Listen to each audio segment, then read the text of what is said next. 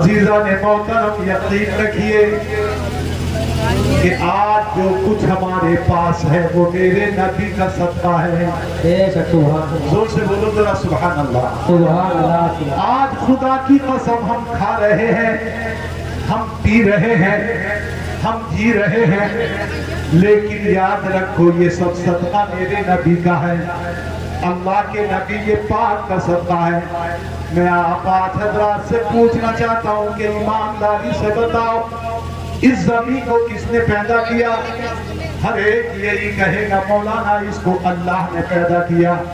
آسمان کس نے پیدا کیا؟ خدا نے پیدا کیا۔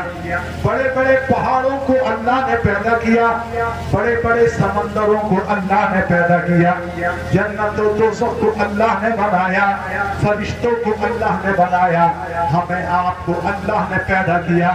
مگر ایک بھوجپور کی پڑھی لکھی عوام، اے سنی مسلمانوں کان کھول کر کے سن لو، ہمارا اس پر یقین ہے کہ زمین کا خالق خدا ہے، آسمان کا پیدا کرنے والا خدا ہے، جنت و دوزخ کو بنانے والا خدا ہے، بڑے بڑے پہاڑوں کو پیدا کرنے والا خدا ہے، بڑے بڑے سمندروں کو پیدا کرنے والا خدا ہے۔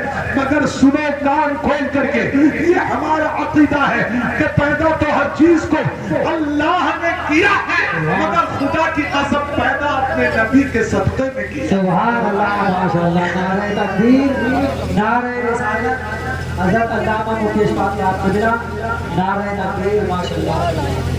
آج ہمیں جو بھی کچھ مل رہا ہے، مال مل رہا ہے تو نبی کے صدقے میں مل رہا ہے، دولت مل رہی ہے تو نبی کے صدقے میں مل رہی ہے، ماں باپ مل رہے ہیں تو نبی کے صدقے میں مل رہے ہیں۔ حجی اتنا ہی نہیں، ہمارا یقین کامل ہے، پوری توجہ سے سنو، آج ہمیں ایمان ملا ہے تو بولو نبی کے صدقے میں ملا ہے، اسلام کی دولت ملی ہے تو بولو نبی کے صدقے میں ملی ہے، قرآن مقدس ہم تک پہنچا ہے تو نبی کے صدقے میں پہنچا ہے۔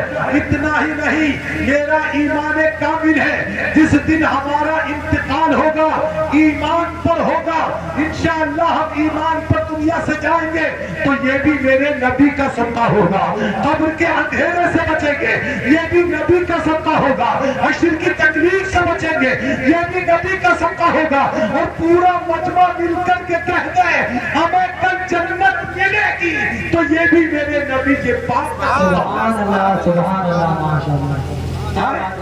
ہر چیز میرے نبی کا صدقہ ہے، اسی لیے تو کہنے والے نے کہا بھر کے دامن میرا میرے سرکار میں، بھر کے دامن میرا میرے سرکار میں، مسکرا کر کہا اور کیا چاہیے،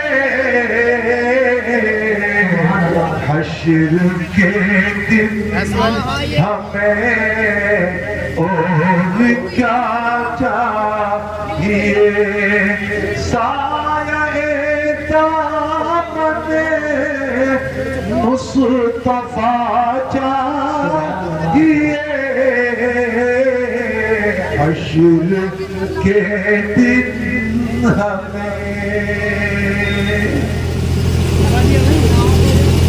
حضرات،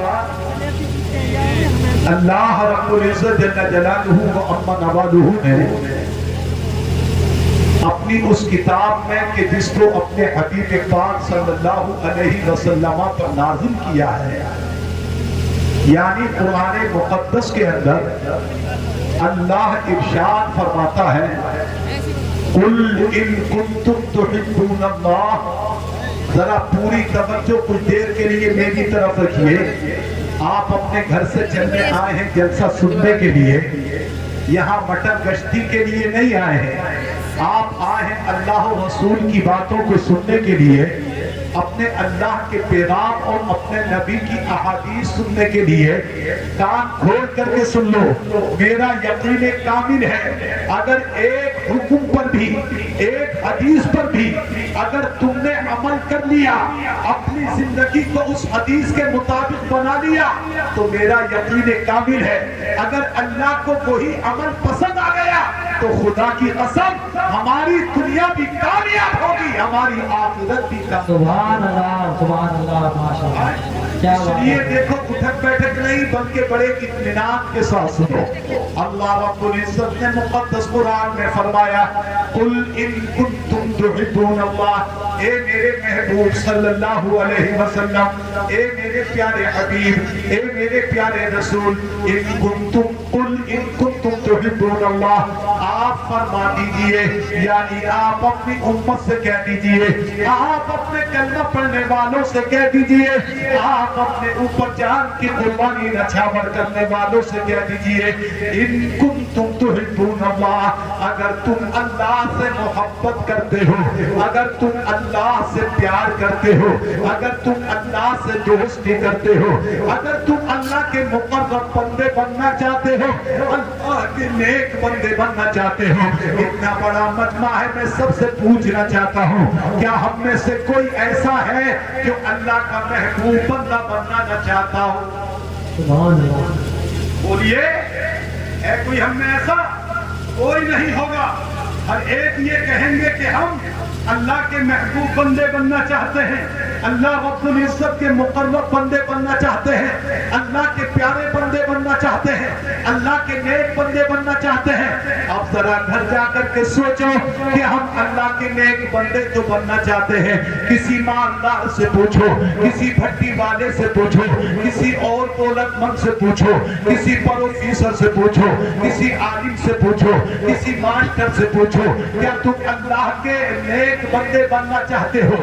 تو ہر ایک یہی جواب دے گا مولانا یہ کیا کہہ رہے ہیں، ہاں ہم اللہ کے نیک بندہ بننا چاہتے ہیں، مگر میں اب ان لوگوں سے کہنا چاہتا ہوں، میں اپنے آپ سے بھی کہنا چاہتا ہوں، ہم اپنے آپ رات کو چارپائی پر لٹائیں اور لٹانے کے بعد سوچیں ہمارے دل کی تمنا تو یہ ہے ہم اللہ کے محبوب بندے بنیں، اللہ کے پیارے مقرب بندے بنیں، مگر بنے کس طریقے سے؟ کون سی وہ دولت ہوگی کہ اس کو اختیار کریں، کون سا وہ طریقہ ہوگا کہ جس کو اختیار کریں، کون سا وہ انداز ہوگا کہ جس کو ہم اختیار کریں تو ہم سے ہمارا رب راضی ہو جائے، ہم سے ہمارا خدا راضی ہو جائے، ہم سے ہمارا اللہ راضی ہو جائے۔ تو سنو مسلمانوں، ہمیں اس سوال کا جواب خود قرآن دے رہا ہے۔ اے لوگوں گھبرانے کی ضرورت نہیں ہے، اے لوگوں پریشان ہونے کی ضرورت نہیں ہے۔ اگر تم اللہ کو اپنا بنانا چاہتے ہو، اللہ کو اپنا حبیب بنانا چاہتے ہو، اللہ سے رشتہ قائم کرنا چاہتے ہو، تو سنو قرآن مقدس فرماتا ہے اے محبوب اپنے امتیوں سے کہہ دو ان کنتم تحبون اللہ، اگر تم اللہ کو اپنا محبوب بنانا چاہتے ہو تو فاتبعونی، تمہیں کہیں جانے کی کوئی ضرورت نہیں ہے، بلکہ فاتبعونی، اے لوگوں میری اتباع کر لو، یعنی کہ میرے رسول کی اتباع کر لو۔ سبحان اللہ، نعرہ تکبیر، نعرہ رسالت، حضرت علامہ مفتی اشفاق صاحب قبلہ، نعرہ تکبیر، سبحان اللہ۔ کیا دیا اللہ نے حکم؟ محبوب تم کہو فاتبعونی، میری اتباع کرو۔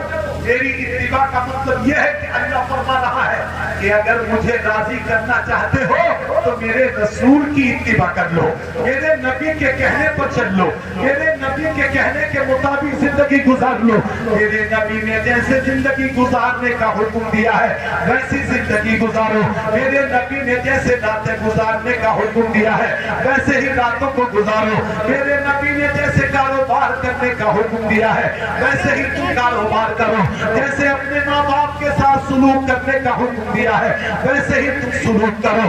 میرے نبی نے نمازیں پڑھنے کا حکم دیا ہے، اے لوگوں تم نمازیں پڑھو۔ میرے نبی نے روزے رکھنے کا حکم دیا ہے، اے لوگوں تم روزے رکھو۔ میرے نبی نے پڑوسیوں کے ساتھ حسن سلوک کرنے کا حکم دیا ہے، اے لوگوں تم حسن سلوک کرو۔ میرے نبی نے حلال کھانے کا حکم دیا ہے، تم حلال کھاؤ۔ خدا کی قسم اگر ایک مرد مومن نے، ایک مسلمان مرد نے ان چیزوں پر عمل کر لیا، نبی کی سنتوں پر عمل کر لیا، تو میرا یقین ہے اس کی قبر بھی روشن ہوگی، کل انشاءاللہ میدان قیامت میں بھی کامیابی ہو جائے۔ سبحان اللہ، سبحان اللہ۔ لیکن اب ذرا ہم اپنے آپ پر غور کریں، آج ہم کتنی اللہ کے رسول کی اتباع کر رہے ہیں، اپنے اللہ کے نبی پر ہم کتنا چل رہے ہیں، اللہ کے نبی کے کہنے کو ہم کتنا مان رہے ہیں۔ میرے رسول پاک نے فرمایا اے لوگوں تم نماز ادا کرو، اے لوگوں تم نماز پڑھو۔ اب کہنے کی ضرورت نہیں، بلکہ آپ میں سے اور مجھ میں سے ہر ایک شخص جانتا ہے کہ نماز دن اور رات میں وہ لوگ کتنے وقت کی ہوتی ہے۔ ارے اتنا تو جانتے ہو کہ نماز دن اور رات میں کتنے ٹائم کی ہوتی ہے؟ ذرا زور سے بول دو یار، شرماؤ مت، کتنے وقت کی ہوتی ہے؟ 5 وقت کی۔ لیکن ہم نے یہ تو جان لیا کہ 5 وقت کی ہوتی ہے، لیکن اب ذرا اتنا اور سوچو کہ ہم ان 5 وقتوں میں نماز کتنے وقت کی پڑھتے ہیں۔ ہم صبح سے اٹھیں گے شام تک، اور شام سے اٹھیں گے رات کے 11-12 بجے تک، اپنے کاروبار میں تو مبتلا رہیں گے، اپنے کام کے اندر تو وقت گزارتے رہیں گے، ہم اپنے کھیل میں کام گزارتے رہیں گے، رات کو اپنے ویڈیو میں ٹائم گزاریں گے، اپنے موبائل میں گزاریں گے۔ آج ہمارے پاس کھانے کا ٹائم بھی موجود ہے، فیکٹریوں پر جانے کا ٹائم بھی موجود ہے، بھیڑ بھٹیوں پر جانے کا کام بھی موجود ہے۔ آج ہمارے پاس ادھر ادھر قرضہ وصول کرنے کا ٹائم ہے، آج کھیلنے کا ٹائم ہمارے پاس ہے۔ مغرب سے عشاء سے رات کے 11 بجے تک موبائل پر اپنی رات نظر کر رہا ہے، اپنی نیند قربان کر رہا ہے۔ مسلمان اپنے دل پہ ہاتھ رکھ کے سوچو، ہر کام کے لیے ٹائم ہے، اگر ٹائم نہیں ہے ہمارے پاس تو نماز کے لیے ٹائم ہے۔ آج نماز کے لیے ٹائم نہیں۔ جس نماز کے صدقے انسان قبر میں بھی کامیابی پائے گا، ذرا زور سے کہہ دو سبحان اللہ۔ جس نماز کے صدقے پل صراط پہ کامیابی پائے گا، جس نماز کے صدقے جنت میں جائے گا، جس نماز کے صدقے اللہ راضی ہوتے ہیں، اللہ راضی ہوتا ہے، جس نماز کے صدقے رسول اللہ راضی ہوتے ہیں۔ آج ہم نے اس کام کو چھوڑ رہا ہے، آج ہم نے اس کام کو چھوڑ دیا ہے۔ ذرا کان کھول کر کے سن لو، اللہ کے رسول پاک صلی اللہ علیہ وسلم ارشاد فرماتے ہیں جب قیامت کا دن قائم ہوگا، اللہ اکبر ذرا غور تو کیجئے کیسا ہوگا قیامت کا دن۔ اللہ کے رسول پاک ارشاد فرماتے ہیں تھوڑا سا ماحول سمجھو، آج بڑی سی جگہ ہو، یہ اتنا بڑا پنڈال لگا ہوا ہے، یہ اتنی کھلی جگہ ہے، لیکن گرمی کے مارے پسینے آ رہے ہیں، گرمی ہو رہی ہے، پسینہ آ رہا ہے۔ اے میرے دوستوں، میرے بزرگوں، اے میرے بھائیوں، ذرا غور تو کرو، اتنے بڑے پنڈال کے اندر ہمیں گرمی لگ رہی ہے، اتنے بڑے پنڈال کے اندر پسینہ آ رہا ہے، تو ذرا سوچو وہ کالی قبر، دو گز زمین کی قبر کہ جس کے اندر نہ کوئی روشنی ہوگی، نہ جس کے اندر کوئی بلب لگا ہوگا، نہ جس کے اندر کسی طریقے کا کوئی پنکھا ہوگا، نہ کوئی اے سی ہوگی۔ آج لائٹ بھاگ جائے ہم پریشان ہو جاتے ہیں، کبھی بیوی ہوا کر رہی ہے تو کبھی بیٹی ہوا کر رہی ہے، کبھی بیٹا ہوا کر رہا ہے، کبھی بھائی ہوا کر رہا ہے، کبھی ہم سب پنکھا لے کر ہوا کر رہے ہیں۔ اے مسلمانوں، اپنے دلوں کو زندہ کرو، اپنے دلوں کو زندہ کرنے کے بعد سوچو ہم اپنے گھروں میں ذرا سی دیر کے لیے لائٹ بھاگ جائے تو گرمی سے پریشان ہوتے ہیں۔ ذرا تصور میں لاؤ اس منظر کو کہ جب ہم مریں گے، ہمارا انتقال ہوگا، ہم جب کوٹری میں جائیں گے، کالی قبر میں جائیں گے، نہ زیادہ لمبی ہوگی، نہ زیادہ چوڑی ہوگی، نہ ہوا کا راستہ ہوگا، نہ روشنی کا انتظام ہوگا۔ اتنے بڑے فیلڈ میں ہوا بھی ہے، روشنی بھی ہے، ہم پریشان ہو جاتے ہیں۔ تو ذرا سوچو اس قبر کی کالی کوٹری میں ہمارا کیا؟ کبھی سوچا؟ ہم کبھی اس بات کو نہیں سوچتے، ہم تو صرف سوچتے ہیں تو اپنے کاروبار کو سوچتے ہیں، ہم سوچتے ہیں تو اپنے کھانے کو سوچتے ہیں، ہم سوچتے ہیں تو عمدہ سے عمدہ قسم کے کپڑوں کو سوچتے ہیں، ہم سوچتے ہیں تو عمدہ سے عمدہ قسم کی بلڈنگوں کو سوچتے ہیں، ہم سوچتے ہیں تو عمدہ سے عمدہ کاروبار کو سوچتے ہیں۔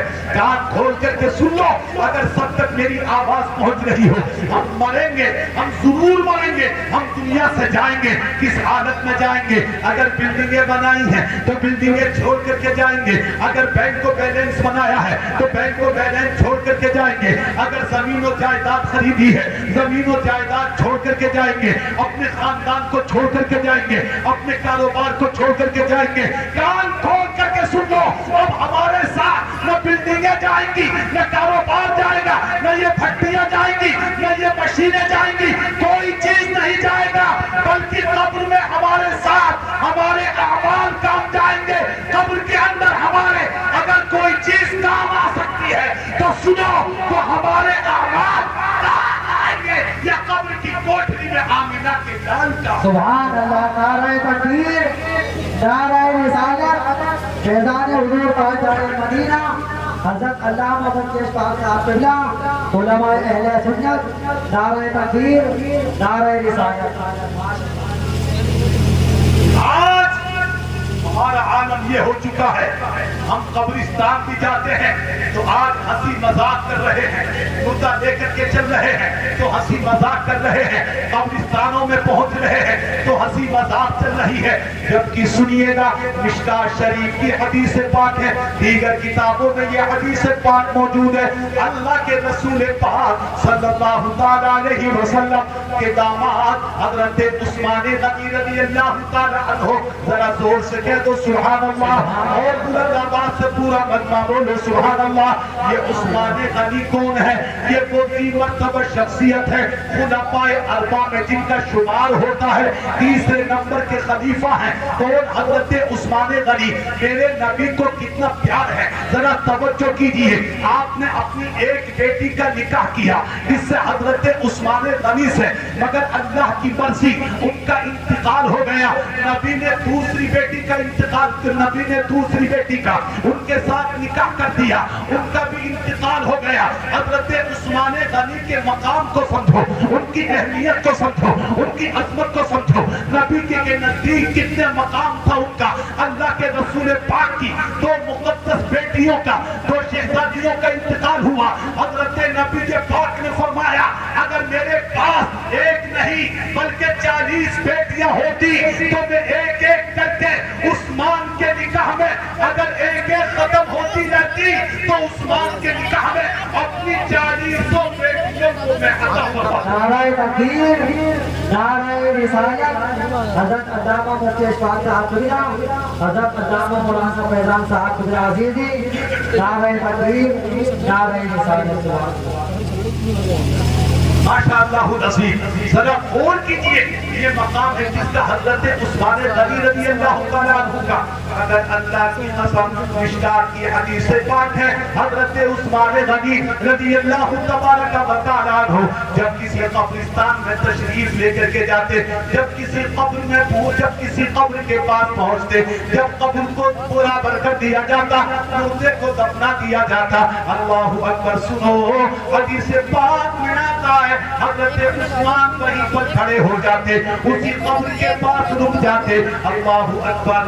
और हजरत उस्मान उस कब्र को देख करके इतना रोते, इतना रोते, इतना रोते, हदीस पाक में आता है कि आपकी मुबारक दाढ़ी भीग जाती। ये कौन रो रहे हैं? हजरत उस्मान गनी रो रहे हैं। उस्मान गनी के रोने का ये आलम है। अब उनको देखने के बाद कि इतना रोते, इतने आपके आंसू निकलते कि आपकी मुबारक दाढ़ी तर हो जाती। अल्लाह अकबर, कब्र को देख करके रो रहे हैं। इतना बड़ा मजमा है, जरा एक भी कोई बताए क्या क्या कब्र को देख करके रोते हैं? क्या हम कब्र को देख कर कोई इबरत हासिल करते हैं? क्या हम कब्र के गढ़ों को देख करके ये सोचते हैं कि कल हमें भी आना है, हमें तैयारी करना चाहिए? नहीं नहीं, बल्कि बहुत जल्दी से दफना कर हम कब्रिस्तान से भागते हैं, हम कब्रिस्तान से निकलते हैं, कब्रिस्तान से दूर होते हैं, न कोई इबरत हासिल करते हैं, न कोई सबक हासिल करते हैं। मगर ये अल्लाह के रसूल के सच्चे गुलाम है, ये दामाद रसूल है, ये दामाद मुस्तफा है, हजरत उस्मान गनी है रज़ियल्लाहु तबारक व तआला अन्हु, रो रहे हैं। और ये वो उस्मान है कि जिनको मेरे रसूल ने पहले ही जन्नत की खुशखबरी अता फरमाती है। उस्मान तुम जन्नती हो, उस्मान तुम जन्नती हो, उस्मान तुम जन्नती हो। लेकिन उसके बावजूद इतना रो रहे हैं। एक दिन कुछ सहाबा ने हजरत उस्मान गनी रज़ियल्लाहु तआला अन्हु की बारगाह में अर्ज किया, उस्मान तुम इतना कब्र को देखते हो तो रोते हो, जहन्नम का जिक्र करते हो तो नहीं रोते हो, जन्नत का जिक्र करते हो तो इतना नहीं रोते हो, कुछ और चीजों का जिक्र करते हो तो इतना नहीं रोते हो। आखिर قبر ہی کو دیکھ کر کے اتنا کیوں روتے ہو؟ قبر کو دیکھ کر کے تمہارے آنسو کیوں نہیں تھمتے؟ قبر کو دیکھ کر کے تمہارے آنسو کیوں نہیں رکتے؟ اس قدر تمہارے آنسو کیوں نکلتے ہیں؟ سنو غور سے پورا مطلب سنو. حضرت عثمان غنی رضی اللہ تبارک و تعالی عنہ نے فرمایا میں جنت دیکھ کر کے نہیں روتا, قبر کو جنت کو دیکھ کر نہیں روتا, اتنا تو سب دیکھ کر کے نہیں روتا, مگر سنو قبر دیکھ کر کے لوگوں میں اس لیے روتا ہوں کہ یہ قبر آخرت کی منزلوں میں سے پہلی منزل ہے. سبحان اللہ.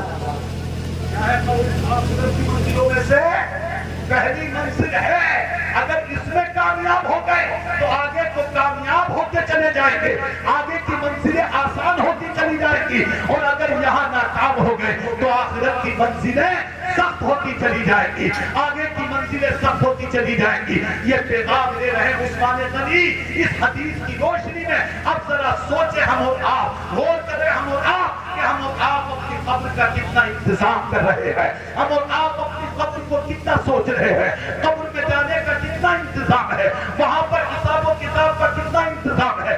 آج ہم خالی ہیں, ہمارے نام اعمال نیکیوں سے تقریباً خالی سے ہے. اے مسلمانوں, خدا کی قسم ہمیں مرنا ہے, جب مرنا ہے تو ہم پر ضروری ہے کہ ہم اپنی زندگی کو نبی کی سنت کے مطابق گزاریں, تاکہ نبی کی سنت کے مطابق زندگی گزرے تو ہم سے رسول بھی راضی رہے, اللہ بھی راضی رہے. سبحان اللہ. سبحان اللہ. مسلمانوں, 5 وقتہ نمازوں کی پابندی کرو, اپنے ماں باپ کی عزت کرو, برائیوں سے بچنے کی کوشش کرو, نمازیں چھوڑنے سے دور رہو, نمازیں چھوڑنے سے بچو. آؤ بس آخر میں ایک تاریخ کا گوشہ آپ کے سامنے رکھتا ہوں. حضرت سیدنا صدیق اکبر رضی اللہ تبارک و تعالی عنہ کا دور پاک ہے. آپ امیر المؤمنین ہیں, کسی کا انتقال ہو جاتا ہے. حضرت سیدنا ابو بکر صدیق رضی اللہ تبارک و تعالی عنہ کی بارگاہ میں کچھ لوگ آئے, اور آنے کے بعد انہوں نے کہا حضور فلاں جگہ پر کسی کا انتقال ہو گیا ہے, آپ چلیں اور چل کر کے نماز جنازہ پڑھا دیں. اللہ اکبر. حضرت امیر المؤمنین ابو بکر صدیق رضی اللہ تبارک و تعالی عنہ تیار ہو جاتے ہیں, اپنے چند ساتھیوں کو لیا اور لینے کے بعد مصلی لے کے بعد پہنچ گئے. اللہ اکبر. جنازہ رکھا ہوا ہے, مصلی بچھا دیا گیا ہے. ذرا کان کھول کر کے سن لو, خدا جانے کون سی بات ہمارے دلوں میں اتر جائے. حضرت ابو بکر صدیق رضی اللہ تبارک و تعالی عنہ کی ذات مبارک مصلی پر کھڑی ہوئی ہے, لیکن اللہ کی قسم تاریخ بتاتی ہے آپ نے محسوس کیا, آپ نے دیکھا اس مردے کے سینے کے نیچے ہے, اس مردے کے سینے پر جو کفن تھا اس کفن کے نیچے کوئی چیز بھیگ رہی ہے. سبحان اللہ. توجہ کرنا میرے دوست, پہلے ایمانداری سے بتاؤ میری باتیں آپ کی سمجھ میں آ رہی ہے کہ نہیں آ رہی؟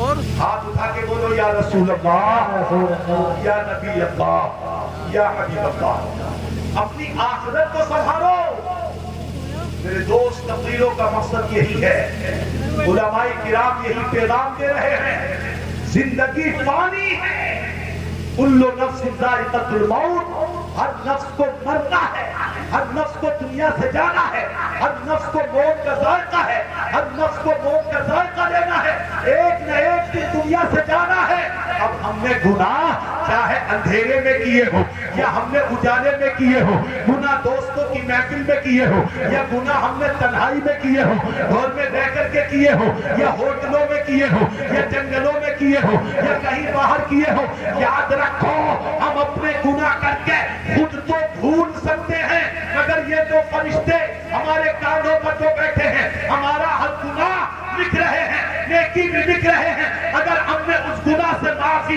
نہیں مانگی ہے تو یاد رکھو قیامت کے دن وہ چھوٹے سے چھوٹا گناہ بھی ہمارے سامنے آ جائے. آج ہم گناہوں کو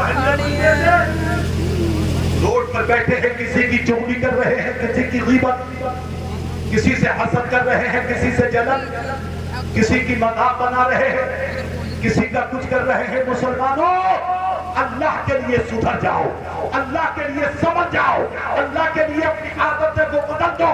یہ غلط روش تمہیں دور کر دے گی, یہ غلط طریقے تمہیں منزل سے بہکا دیں گے, یہ غلط طریقے تمہیں منزل سے ہٹا دیں گے. یاد رکھو, کسی کے چلنے سے, کسی کے حسد کرنے سے, کسی پر حسد کرنے سے اس کو جو اللہ نے دیا ہے وہ کم نہیں ہوگا, مگر حسد کرنے سے تم پریشانی میں مبتلا ہو جاؤ, دنوں رات کی پریشانی میں مبتلا. میرے عزیز بات شاید لمبی ہوتی جا رہی ہے, میں آج یہ عرض کروں. حضرت ابو بکر صدیق رضی اللہ تبارک و تعالی عنہ پہنچ گئے, مصلی امامت پر کھڑے ہیں. آپ نے محسوس فرمایا اس کے کفن کے نیچے کچھ لیگ رہا ہے. آپ نے کفن ہٹوایا, کفن ہٹوایا, کفن ہٹوایا. خدا کی قسم تاریخ موجود ہے, اس کے کفن کے نیچے ایک سانپ اس کے گلے سے لٹکا ہوا ہے, ایک سانپ گلے سے چپٹا ہوا ہے. ڈرو, اللہ سے ڈرو مسلمانوں, میں بھی ڈروں, تم بھی ڈرو. اللہ ہماری آپ کی عزتوں کو سلامت رکھے. سانپ لپٹا ہوا ہے. حضرت ابو بکر صدیق رضی اللہ تعالیٰ عنہ نے اس سانپ کو ہٹانا چاہا. قسم خدا کی, جس کتاب کا میں نے مطالعہ کیا ہے اس میں لکھا ہے اللہ نے سانپ کو بولنے کی فصاحت عطا فرمائی, سانپ کو بولنے کی طاقت عطا فرمائی. بڑے فصیح انداز سے بولا, اے ابو بکر صدیق, اے امیر المؤمنین, تم مجھے کیوں بھگاتے ہو, تم مجھے کیوں ہٹاتے ہو؟ سنو امیر المؤمنین, اگر تم اللہ کے حکم سے نماز جنازہ پڑھانے کے لیے آئے ہو تو میں بھی اس کی گردن میں اللہ کے حکم سے آیا ہوں.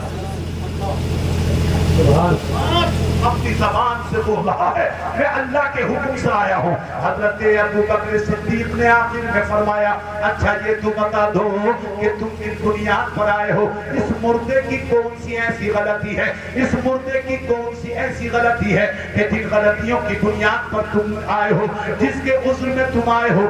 اللہ اکبر, سب کان کھول کر کے سن لو. اس سانپ کو میرے رب نے طاقت دی. اس سانپ نے کہا اس کی 3 غلطیاں ہیں, اس کے اندر 3 کمیاں ہیں, ان 3 کمیوں کی بنیاد پر مجھے اللہ نے بھیجا ہے. اس کے اندر 3 خرابیاں ہیں, ان خرابیوں کی بنیاد پر رب نے مجھے بھیجا ہے. حضرت ابو بکر صدیق رضی اللہ تعالیٰ عنہ نے ارشاد فرمایا, اے صاحب وہ 3 کمیاں تو بتا دے. اللہ اکبر, سنو, وہ تینوں کمیاں ہمارے اندر بھی موجود ہیں, وہ تینوں کمیاں ہم میں بھی موجود ہیں. اس صاحب نے کہا تھا پہلی کمی تو یہ ہے, یہ انسان نمازوں کا پابند نہیں ہے. یہ انسان نمازوں کا پابند نہیں ہے. اب ہم اپنے گریبانوں میں جھانک کر کے دیکھیں کہ ہم کتنے نمازوں کے پابند ہیں. 8 دن گزر جاتے ہیں, ہم جمعے کی نماز پڑھ لیتے ہیں, باقی نمازوں کی ہمیں فکر نہیں, فجر کی فکر نہیں, ظہر کی فکر نہیں, عصر کی فکر نہیں, عشاء کی, مغرب کی فکر نہیں. ہمیں کہیں جانا پڑ جائے تو ہم فجر سے پہلے اٹھ کر کے جا سکتے ہیں, لیکن نماز کے لیے نہیں اٹھ سکتے. ہم ظہر کو چھوڑ دیتے ہیں, عصر کو چھوڑ دیتے ہیں, مغرب کو چھوڑ دیتے ہیں, عشاء کو چھوڑ دیتے ہیں. میرے دوست ذرا غور کرو, اس صاحب نے کہا تھا کہ یہ نمازوں کا پابند نہیں ہے. کہا دوسری بات کیا ہے؟ کہا دوسری بات یہ ہے کہ یہ زکات نہیں دیتا تھا. کہا تیسری بات کیا ہے؟ کہا تیسری بات یہ ہے کہ یہ اپنے علماء کی گفتگو نہیں سنتا تھا, اپنے علماء کی گفتگو کے سننے سے بچتا تھا.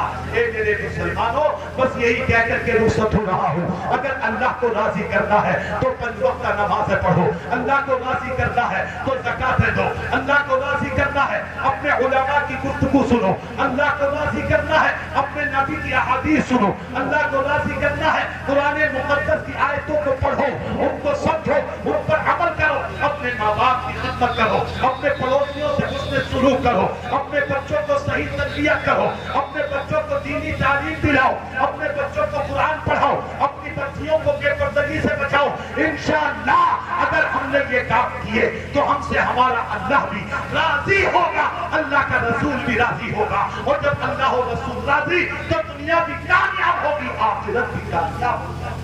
سبحان اللہ.